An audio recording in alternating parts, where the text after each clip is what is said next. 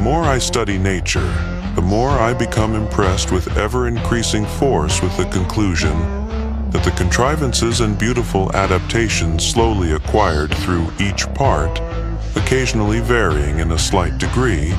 but in many ways with the preservation or natural selection of those variations which are beneficial to the organism under the complex and ever-varying conditions of life, transcend in an incomparable degree the contrivances and adaptations which the most fertile imagination of man could suggest with unlimited time at his disposal. Charles Darwin.